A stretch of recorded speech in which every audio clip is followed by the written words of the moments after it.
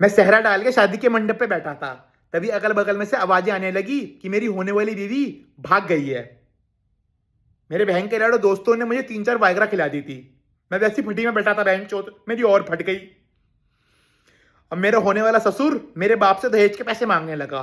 मेरे बाप ने बोल दिया कि लन ले ले मेरा। तभी मेरी होने वाली सासू माँ खुशी में बाहर आई और उन्होंने बोला उनकी बेटी वापस आ गई है। मैं कहा हाश, मैं बच गया। अब हमारी शादी हो गई, सुहागरात का टाइम आया तो मेरी बीवी ने बोला उसका मूड नहीं है। अब मुझे पता है मैंने वो रात कैसे काटी। अब नेक्स्ट डे उसके पीरियड्स आ गए। अब 5 दिन तक हमने वैसे कुछ नहीं करा।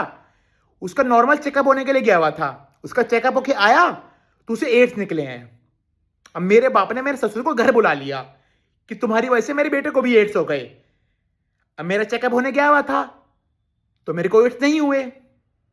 तो मैंने मेरे बाप को बोला कि हम लोगों ने अब तक कुछ किया ही नहीं है। अब लड़की का बाप रो रहा था तो लड़की ने बोल दिया कि जब वो शादी में कुछ देर के लिए भागी थी तब वो अपने एक्स के पास गई थी तो उसके एक्स ने उसे एड्स दे दी है। अब मेरे बाप ने मेरा डिवोर्स करा दिया। अब मेरे बाप ने मेरी दूसरी शादी कराई। अब मेरे को लगा दूसरी बार तो शायद सुहागरात हो ही जाएगी। अब मैं दूसरी बार सुहागरात मनाने गया तो सलवार में तलवार निकल रही है। मेरे बाप ने मेरा वहां से भी डिवोर्स कराया और मेरी तीसरी शादी करा दी।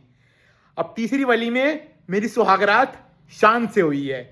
अब मेरी सुहागरात हो गई, कुछ टाइम बाद में हनीमून पे गया। अब हनीमून पे मेरी वाइफ का लवर आ गया। उन लोगों ने मुझे खाई से नीचे फेंक दिया। वो तो नीचे नहर थी और मुझे तैरना आता था तो मैं जैसे तैसे करके बच गया। अब मेरे बाप ने मेरा तीसरा भी डिवोर्स करा दिया, पर मेरे बाप ने मेरे लिए चौथी लड़की ढूंढी। फेंचो चौथी लड़की। मेरा बाप मेरा चौथा करा के मानेगा। अब चौथी शादी हुई है मेरी। अब मैंने सुहागरात मना ली चौथी वाली के साथ। मैं आराम से लेटा हुआ हूं, मेरी वाइफ बाथरूम के अंदर, मेरी आंखें बंद। मेरी वाइफ बाहर आई है, मेरी आंखें खुली, वो मेरी छाती पे बैठी हुई है।